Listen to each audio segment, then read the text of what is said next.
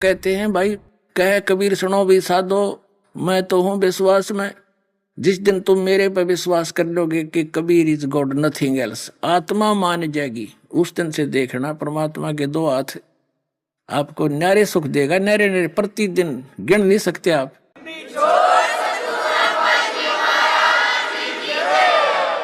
कि घर घर बोध विचार हो, मेरे ज्ञान का घर घर चर्चा चलेगी।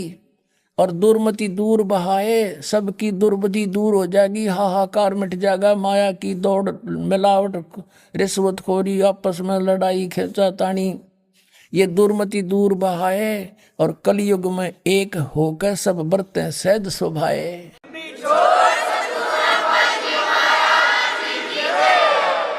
कहते मेरे ज्ञान का घर घर में विचार चला करेंगे और उससे सबकी दुर्मति दूर हो जाएगी, सब प्यार से रहा करेंगे। पता लग जाएगा हम एक पिता की संतान है, ना सास बहू लड़ेगी, ना पड़ोसी के साथ झगड़ा होगा, कोई मुकदमा नहीं होगा। और कहते हैं कलयुग में एक होकर सब बरतें सहज सुभाए। सब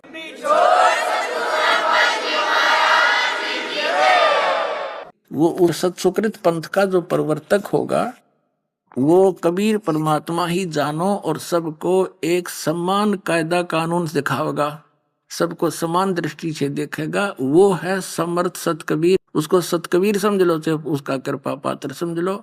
ये दास है पुण्यात्मा, वो आपका समझ में आवत है।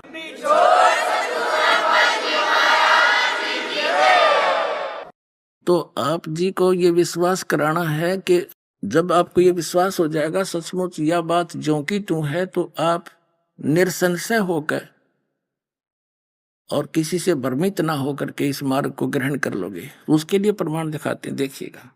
जय गुरुदेव की अमर वाणी भाग 2। अब ये देखो, एक मंदिर का लटकटवा दिया, क्या काम होगा इसके मेरे पास है। यह देखिए, पुण्यात्मा थे उस समय, इनकी दिव्य दृष्टि काम करे थी। अब ये कहाँ से छपी है ये देखते हैं। ये है ये महात्मा जी परम संत तुलसीदास जी, और इनका हाथ में भी कोई रोग लगा हुआ है, पैरों में भी गड़बड़ बता रहे हैं। अब प्रकाशक हैं दिव्या शर्मा, 88 साकेत कॉलोनी, मथुरा उत्तर प्रदेश, ये यहाँ से छपी है। ये देखिएगा 59 पर यानी 59 पर ये शाकाहारी पत्रिका है, और ये 28 अगस्त 1971 को इसने ये स्टेटमेंट दी है। इसमें शाकाहारी पत्रिका में छपी है 28 अगस्त 1971 को। ये देखिए 28 अगस्त 1971 की स्टेटमेंट छपी है। महापुरुष का जन्म भारतवर्ष के एक छोटे से गांव में हो चुका है। कब? ये 28 अगस्त 1971 को ये कह रहा है, वो उसका जन्म हो लिया, वो जन्म हो चुका है। महापुरुष का जन्म भारतवर्ष के एक छोटे से गांव में हो चुका है, और वह व्यक्ति मानव इतिहास का सबसे महत्वपूर्ण व्यक्ति बनेगा। उसे जनता का इतना बड़ा समर्थन प्राप्त होगा कि आज तक किसी को नहीं मिला है। वह महापुरुष नए सिरे से विधान को बनाएगा, और वह विश्व के संपूर्ण देशों पर लागू होगा। उसका एक झंडा होगा, उसकी एक भाषा होगी।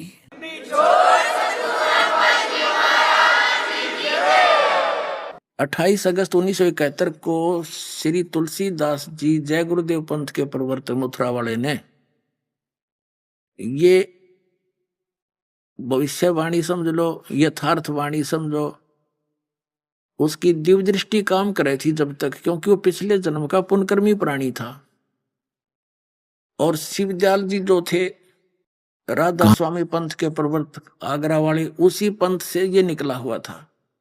अब भविष्य की जिसकी कोई चारदर ठीक था नहीं, सतभक्ति थी नहीं, 500 नाम काल के जाप करा करता। 116 वर्ष का होकर इन्होंने शरीर छोड़ा है। 1971 में इनकी दिव्य दृष्टि काम करे थी, सारी साची साची पता होती। और फिर इसकी बैटरी होगी डाउन, वो भक्ति नाश हो गया, करोड़ों जीवों का बाहर अपने सिर पर लाद लिया उनको भ्रमित करण का, ये वो मान नहीं रहे। उस समय इनकी दिव्य दृष्टि काम करे थी, वो सारी इसको आभास था कि वो जन्म हो चुका है। परमात्मा ने जितना उनसे बुलवाना था उतना बुलवाया। उस समय लोगों ने पूछा कि जो महापुरुष पूरे विश्व में शांति पैदा करेगा और सब कोई एक कायदा कानून सिख बनाओगा सबके लिए, तो वो जन्म हो चुका है उसका, वो कहाँ है महाराज जी बता दो। लोग पीछे पड़ लिए उसके, उसको पूछने लगे रह कर। तो फिर उन्होंने 7 सितंबर 1971 को,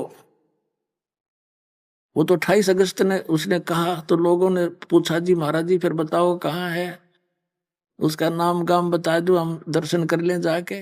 तो उसने फिर क्या कहा है देखिएगा, ये 50 पृष्ठ है। इस 50 पृष्ठ पे इसने 7 सितंबर 1971 को स्टेटमेंट दी, जो शाकाहारी पत्रिका में छपी। 7 सितंबर 1971 को इसने क्या कहा, वह अवतार जिसकी लोग प्रतीक्षा कर रहे हैं, क्योंकि 28 अगस्त को 1971 को इसने डिक्लेयर कर दिया। फिर लोग पूछने लगे, तो ये कहने लगा जिसकी लोग प्रतीक्षा कर रहे हैं वह अवतार, जिसकी लोग प्रतीक्षा कर रहे हैं वह 20 वर्ष का हो चुका है। 7 सितंबर 1971 को दास का जन्म है। 8 सितंबर 1951 को, 7 सितंबर 1971 को दास पूरा 20 वर्ष का था।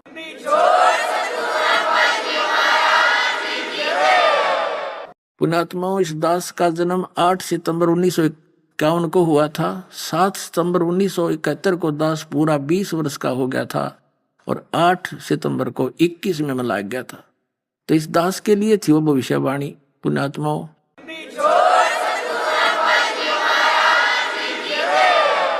और पुण्यात्माओं, सन 2011 में साधना टीवी चैनल के ऊपर आध्यात्मिक ज्ञान चर्चा के माध्यम से उसको संदेश भी भिजवा दिया गया था कि यदि आप जी की दिव्य दृष्टि आज काम कर रही है, जो 1971 में जिसके विषय में आपने कहा था, अब बता दे वो कौन है, रामपाल है या कोई और।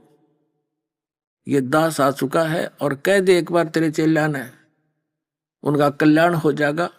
लेकिन उसकी बुद्धि उस समय स्लिप हो चुकी थी, बैटरी खत्म हो गई थी, दिव्य दृष्टि काम कर नहीं थी। तो परमात्मा ने उसको इसलिए जीवित रखा था, एक बार वो कह देता ना कि वो आलिया भाई मैं उस दिन कहूँ था, तो उसका भार मुक्त हो जाता वो, और वो बच्चे सारे यहाँ का अपना उपदेश ले लेते, कल्याण हो जाता। उसने ऐसा नहीं कर पाया क्योंकि उसकी बैटरी डाउन हो गई थी, बुद्धि उसकी काम करना बंद हो गई थी, भक्ति नाश हो लिया था। फिर परमात्मा ने 6 महीने के बाद उसकी टिकट काट दी, जा भाई तू ना बताता थे ना। 116 साल तक जीवित रखा, जिंदा लाश फिर थी, वह 4 पाइयों पर डाले फिरा करते थे, वो गला पड़ा था सारा, गल गया सारा। सच साधना ना करने से पुण्यकर्मी प्राणी ना अपना नाश करा जीवन का, और करोड़ों और बर्बाद कर गया। तो पुण्यात्माओं, ये सारा मिलाकर अब और घना के कहूं पुण्यात्माओं, संकेत बहुत होता समझदार को, अपना कल्याण कराओ। ये समय बार बार नहीं मिलेगा, और सबको समझाओ और सब पार हो जाओ। बोलो सतगुरुदेव।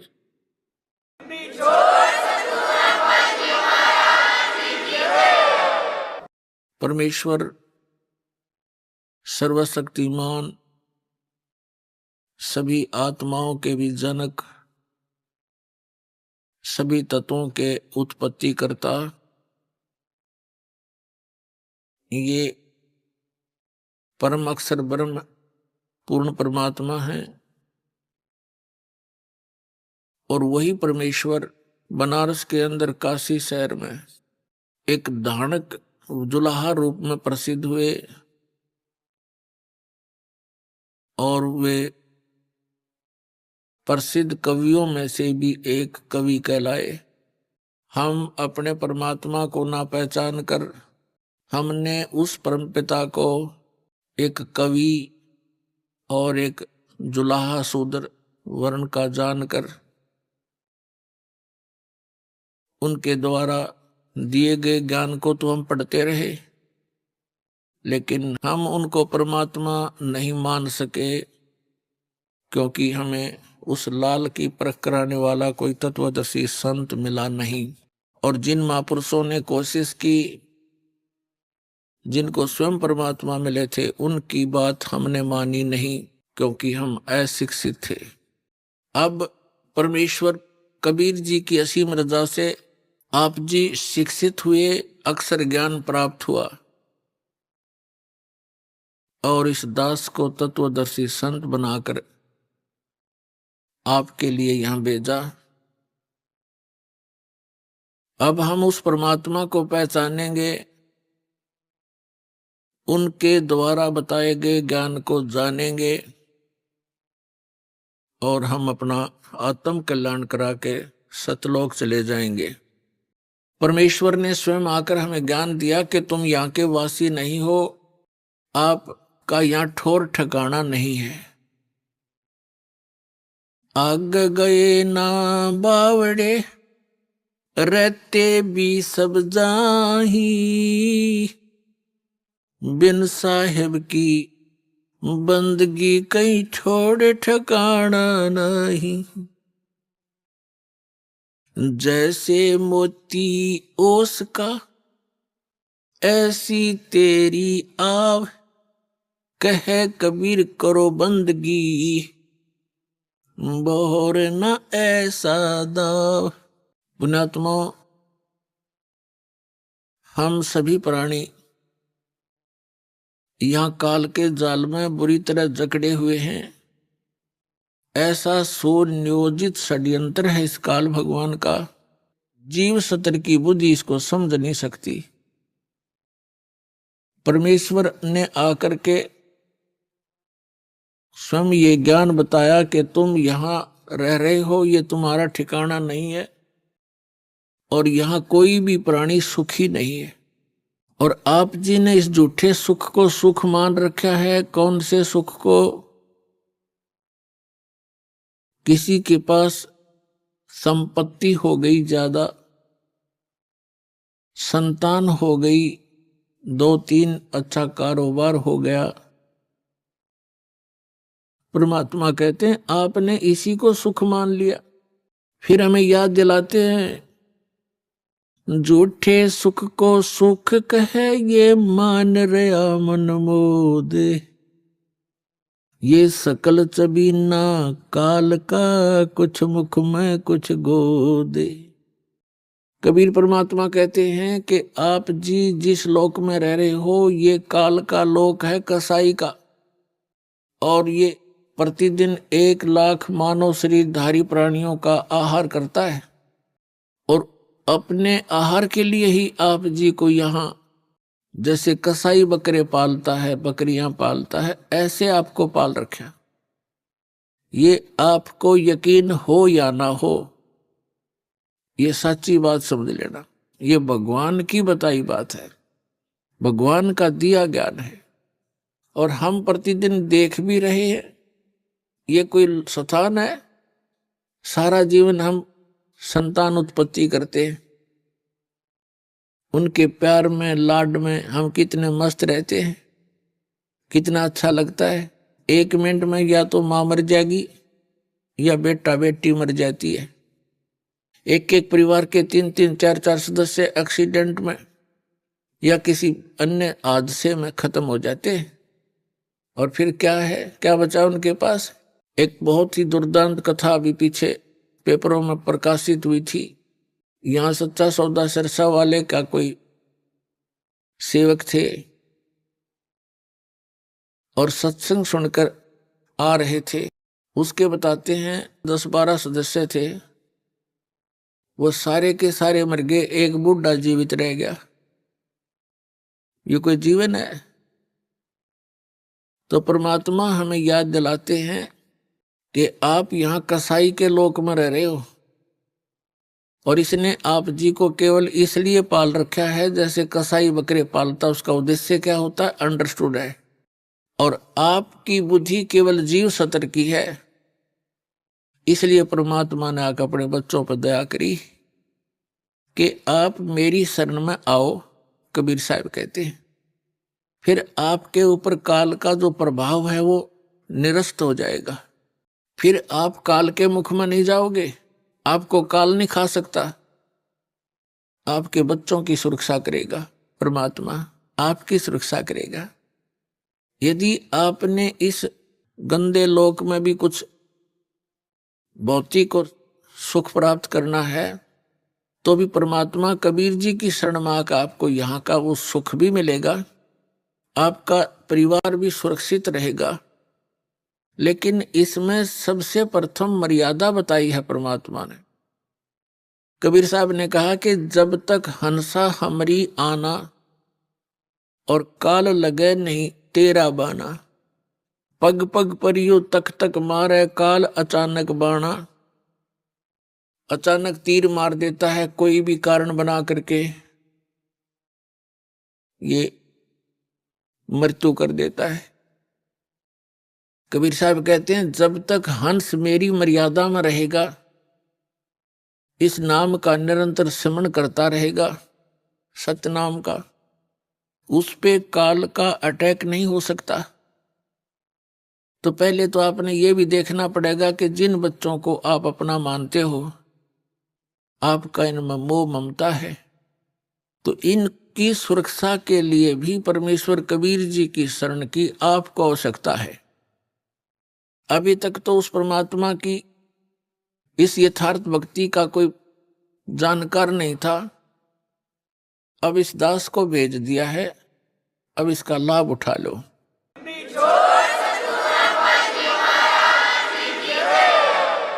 और फिर आप भी सतलोक जाओगे, आपका परिवार भी सतलोक जाएगा।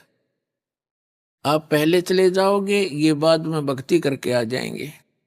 जैसे आपका यहां जुगाड़ जुड़ गया, ऐसे ही वहां जुड़ जाएगा सतलोक में, ऐसे ही परिवार हो जाएगा।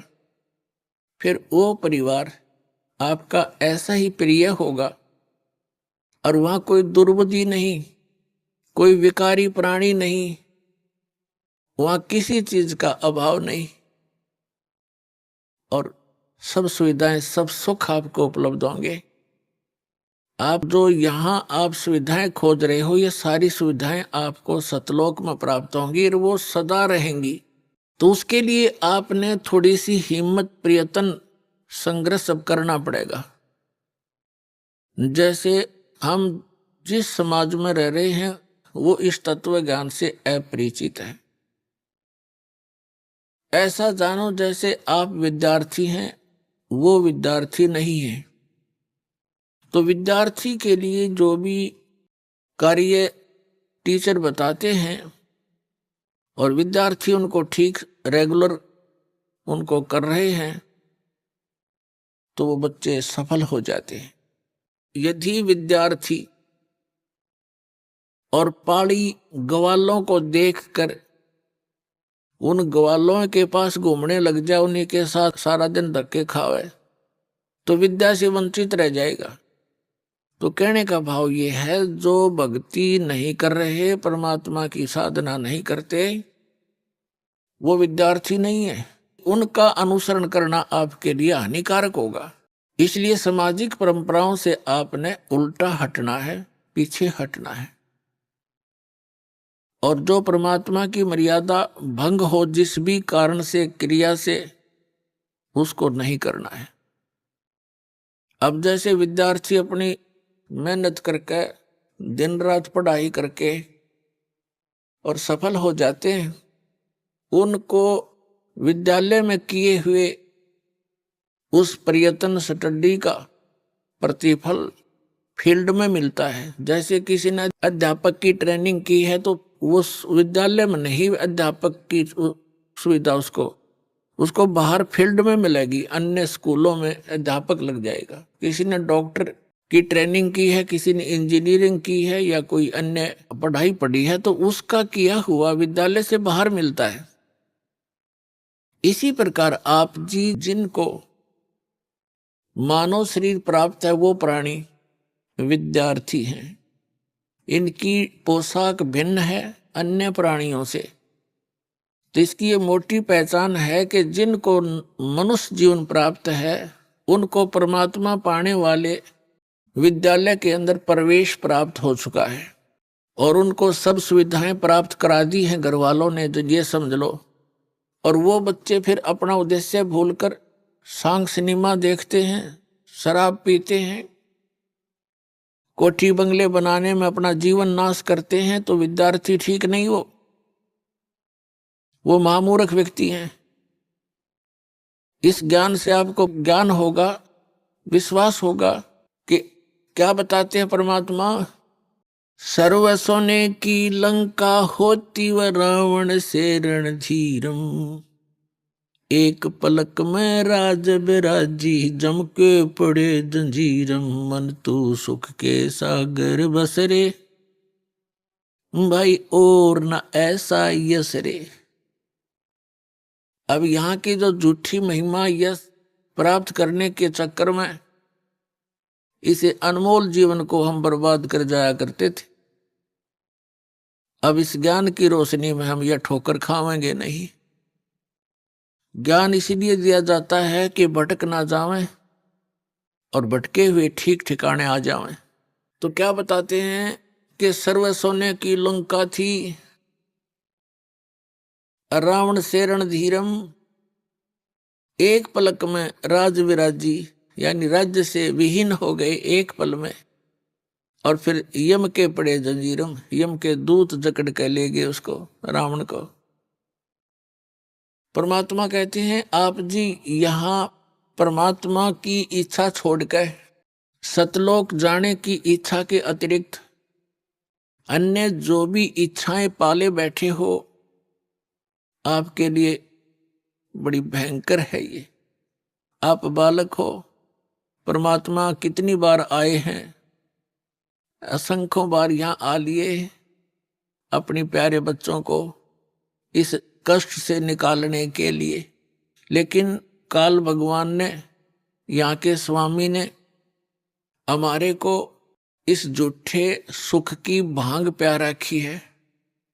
इस भांग के नशे में हम परमात्मा को ना पहचान पाते हैं, ना अपने कष्टों को कष्ट जान पाते हैं। इस तत्व ज्ञान की रोशनी से यह भांग उतरेगी और ये नशा आपका कम हो जाएगा। रात को भी निद्रा आनी बंद हो जाएगी। परमात्मा की ये जो ज्ञान है, परमात्मा की महिमा आपको रह रह कर याद आओगी। जैसे किसी को टेंशन हो जाती है तो एक दिन आपकी ऐसी स्थिति हो जाएगी। कबीर साहब कहते हैं कि जैसे पर घर पावना रह उठाए चित, एक समय आपकी ऐसी स्थिति आवेगी जैसे आप जी कहीं चले गए किसी रिलेटिव के यहाँ रिश्तेदारी में, और वहां आपको प्रार्थना कर देते हैं कि आज रुक जाओ, आप रुक गए। लेकिन आपको ये पता है कि यहां मैं ज्यादा समय का नहीं हूं, और अगले दिन आप चलने की तैयारी करते हो। उस दिन भी आपसे प्रार्थना कर लेते हैं कि आज जो रुक जाओ।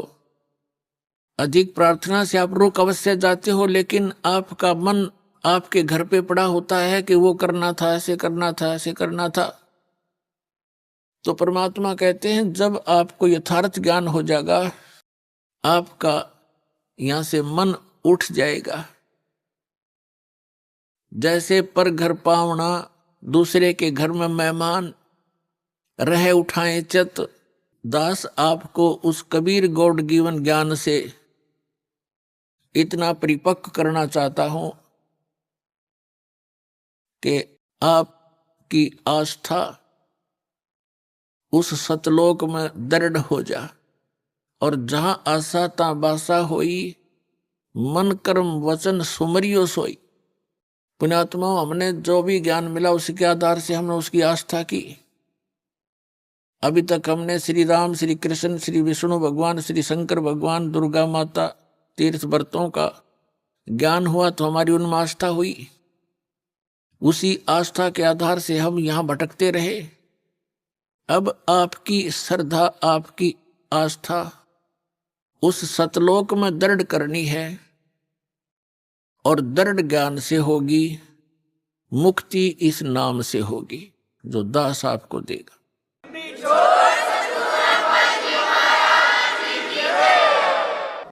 तो ज्ञान के आधार से परमात्मा कहते हैं क्या मांगो कुछ थिर न रहाई, देखत नैन चला जग जाई, 1 लाख पूत 1.25 लाख नाती, उस रावण के दीवान बाती। परमात्मा याद दिलाते हैं किसी के संतान नहीं है, वो केवल संतान की ही रट लगा रखी है, भगवान संतान दे, भगवान संतान दे। अब उसका दोष भी नहीं बेचारे का, क्योंकि इस काल भगवान ने हमारे अंदर एक ऐसी प्रेरणा बना रखी है, ऐसा समाज बना रखा है कि पुत्र नहीं हुआ, संतान नहीं हुई तो कोई जीवन नहीं मनुष्य का। ये तो बालकों वाली बातें हैं। बिल्कुल काल की प्रेरणा, काल से रंगे हुए व्यक्ति ऐसी बातें करते हैं जिनको ज्ञान नहीं। और जो भक्त हो जाते हैं, जिनको ये ज्ञान हो जाता है, उसके बाद आपकी स्थिति ऐसी हो जानी चाहिए, ज्यों राखे त्यों ही रहूं, हमरा के चारा और खाने जाद खरीद हूं गुलाम तुम्हारा, ज्यों राखो त्यों ही रहूं, जो देवो सो खाऊं। तो परमात्मा की रजा में राजी रहना सीखना पड़ेगा अपने। जिनके यह संतान नहीं है, तो अब इस परमात्मा के ज्ञान के आधार से वो बहुत ही खुशकिस्मत व्यक्ति है जिनका संतान नहीं है। पुण्यात्मा, आज तक जो भगत और समाज का जो विरोध रहा, उसका यही कारण रहा है कि समाज की परंपराएं समाज के क्षेत्र की हैं और भक्ति का जो मार्ग है, भक्ति की जो परंपराएं हैं, वो समाज के बिल्कुल विपरीत होती हैं। जिस कारण से विरोध बन जाता है। जो एक आध बार सत्संग सुनता है तो ये कहता है कि वो तो संतान कोई भी अच्छे नहीं बताता। नहीं, ऐसी कोई बात नहीं। जो ज्ञान है दास वो बता रहा है, और ये ज्ञान है। अभी तक आपने केवल अज्ञान सुना है। अब जैसे एक लेवा एक देवा दूतम, एक समय सुखदेव ऋषि, उसको ज्ञान हुआ, मां के गर्भ में ही उसको ये चेतना होगी कि ये संसार बहुत भयंकर सथल है, और इसमें बाहर जाते ही ये तीनों गुण, रजगुण ब्रह्मा जी, सतगुण विष्णु, तमगुण शिव जी, इनके तीनों गुणों का प्रभाव जीव को मां के गर्भ से बाहर जाते ही हो जाता है। मां के गर्भ में इनका असर नहीं होता। उस समय इस बच्चे को, बेटा या बेटी को, अपने पूर्व जन्म की भी चेतना रहती है। आगे उसके प्रारब्ध में के कष्ट आने उसको वो भी याद रहते, और बार बार यही रटना लगाता है कि हे भगवान, आपके ज्ञान को आधार बनाऊंगा, परम संत की खोज करके मैं मोक्ष कराऊंगा। लेकिन सुखदेव ऋषि को ये भी ज्ञान था कि बाहर जाते ही हमें मूर्छित कर दिया जाता, जैसे इंजेक्शन लगा के अचेत कर दिया जाता है इन तीनों गुणों के प्रभाव से। अब जैसे मिर्च का स्वभाव है, जैसे कई अज्ञानी कहते हैं कि ब्रह्मा विष्णु महेश गुण नहीं है, वो तो गुणी है। अरे मिर्च गुणी है, वो गुण तो मिर्चे का है। वो जो मुंह जला दे, आंखें में हाथ लाग जाए तो आंख कति कंडम हो जाए। तो कहने का भाव ये है कि इन ब्रह्मा विष्णु महेश को इस काल भगवान ने अपने पुत्रों को एक एक गुण युक्त कर रखा है। जैसे मिर्च को ऐसे गुण युक्त कर दिया तो उसके अंदर गुण है, वो कहीं रखी रहे। तो इन तीनों भगवान अपने अपने राजधानियों में रहते हैं। ऊपर के लोक हैं इनके अलग अलग, उनसे निकल रही ये रेज, किरणें, ये तरंगे तीनों गुणों की, ये हमें प्रभावित करते हैं। अंदर सब चेतना होती है। मां के गर्भ से बाहर आते ही एकदम बच्चा अचेत हो जाता है, यानी उसको वो याद नहीं रहता तेरे तू कहाँ था, कौन था। सुखदेव ऋषि मां के गर्भ से 12 वर्ष बाहर नहीं आया। ब्रह्मा विष्णु महेश ने तीनों ने आके कहा, सुखदेव तू बाहर आ जा, और ये मर्यादा भंग मत कर हमारी। 9 महीने के अंदर मां दुखी हो लेती है गर्भ के पीरियड में, और तुम 12 वर्ष हो गए, या मर्यादा मत बिगाड़े। तब सुखदेव ऋषि ने कहा, भगवान बाहर आते ही आपके तीनों गुण हमें अचेत कर देते हैं, हम भूल जाते हैं उद्देश्य को। आप जी अपने इस त्रिगुणमयी माया को कुछ समय के लिए रोक लो, तब मैं बाहर आऊं। तब उन्होंने कहा, भाई ये तो जबरदस्त प्रेशर है, अधिक समय तक हम रोक नहीं सकते। फ्रिक्शन ऑफ सेकंड, यानी पल के भी कुछ हिस्से तक हम इसका इतनी देर रोक सकते हैं। सुखदेव ऋषि ने कहा, तुम इतनी देर रोक दो। कहते हैं इतनी देर उन्होंने माया रोकी थी, इतनी देर में मां के गर्भ से बाहर आ गया, वो चले गए। अब सुखदेव ऋषि अपनी और नाल को कमर पे रख के चल पड़ा, कंधे पे। ऋषि व्यास की पत्नी से उसका जन्म हुआ, तो व्यास जी ने कहा, बेटा दर्शन दे, अरे सूरत तो दिखा दे। अपुत्र मोह के अंदर वो बहुत व्याकुल था और कहा, तेरा मैंने 12 वर्ष इंतजार किया, पुत्र के दर्शन करूंगा, तू बात तो सुन ले मेरी। तब सुखदेव ऋषि ने कहा था कि एक लेवा एक देवा दूतम, और कोई किसी का पिता नहीं पूतम। ऋषि जी, ना जाने कितनी बार तू मेरा बाप बन लिया और ना जाने कितनी बार मैं तेरा बाप बन लिया। या बूंदी बीमारी है, मेरा रोग कट दे। ऐसे मुड़ के नहीं देख रहा, चलता चलता बातें कर रहा है। एक लेवा एक देवा दूतम, और कोई किसी का पिता नहीं पूतम। ये ऋण संबंध जुड़ा एक ठाठा, अंत में सब 12 बाटा। इतना कहकर वो आकाश में उड़ गया सुखदेव ऋषि। पूर्व जन्म के भक्ति शक्ति से उसकी बैटरी चार्ज थी, आकाश में उड़ गया। व्यास जी खड़ा खड़ा देखता रह गया। तो पुण्यात्माओं, यहां आपस में जो आप जैसे कोई रिश्तेदारी से जुड़े हो, पिता पुत्र बनकर जुड़े हो, पुत्री बेटी पत्नी बनकर जुड़े हो, ये आपका ऋण संबंध है, पिछला संस्कार है। कोई लेने आ रहा है अपने कर्जा, कोई देने आ रहा है। एक लड़का इतना लायक है, अपनी कमाई करता है, मजदूरी मेहनत जो भी करता है, और पिताजी शराब पीता है, तो वो पिता उस बालक से पिछले जन्म का कोई ऋण ले रहा है। एक ऐसा पिता है, सारी उम्र माया जोड़ता है और पुत्र उसका फिर सिर फोड़ता है और शराब पीता है, गाड़ी खरीदने की जिद कर लेता है, यानी उसका नाश करा कर छोड़ दे। तो कहने का भाव ये है, एक लेवा एक देवा दूतम, कोई किसी का पिता नहीं पूतम। ऋण संबंध जुड़ा एक ठाठा, अंत में सब 12 बाटा। 12 बाट का अर्थ अपने अपने रास्ते जाएंगे। जहां संस्कार पूरा हुआ वही मृत्यु हो जाएगी। जब तक आप कबीर परमेश्वर की शरण में इस दास के माध्यम से नहीं आओगे, तब तक आपका एक जैसा भी संस्कार है वही मिलेगा, उसमें कोई परिवर्तन नहीं हो सकता।